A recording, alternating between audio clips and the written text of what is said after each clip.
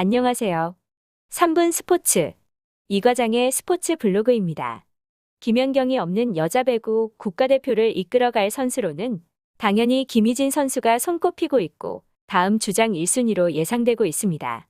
김희진 선수는 지난 시즌을 앞두고 IBK 기업은행 알토스 배구단과 FA 계약을 하면서 총액 5억이라는 좋은 대우를 받게 되었습니다. 보통 여자 배구 FA 기간은 3년으로 첫 해 받은 연봉 총액으로 큰 부진이 없는 이상 3년 동안 그대로 유지시켜주는 게 일반적입니다. 사고를 친 조성화도 지난 시즌 FA 이적을 해서 와서 기대 이하였음에도 동결이 되었지만 김희진은 무려 1억 5천이나 연봉이 깎이는 상황이 발생하였습니다. 그것도 IBK 배구단이 샐러리캡에서 문제가 없었음에도 그렇게 한 것은 결국 부진의 이유밖에 없었습니다.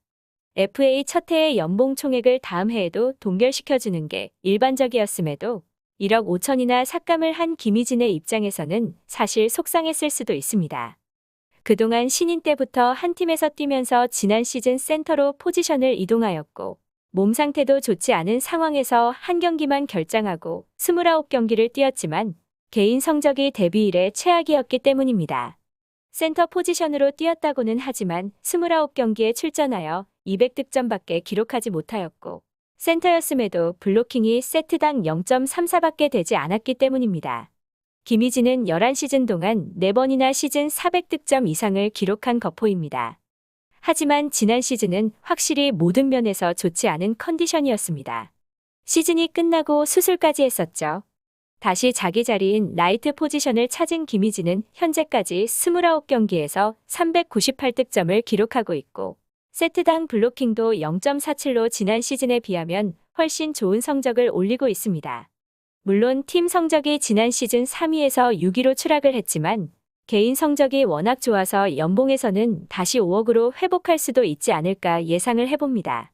조성화 선수도 퇴단하였고 샐러리 캡도 여유가 있기에 충분히 김희진의 연봉도 원상복구되지 않을까 기대할 수 있을 듯합니다. 지금은 시즌이 중단되기도 하였지만 6라운드는 IBK 배구단의 김호철 감독이 신예 선수들을 기용을 늘리기로 하였기에 김희진 선수의 모습을 많이 볼 수는 없겠지만 400득점을 돌파하는 데는 문제가 없을 듯합니다. 득점에서 전체 9위에 랭크되어 있고 국내 선수 중에는 양효진과 박정아 선수 다음으로 3위에 있습니다.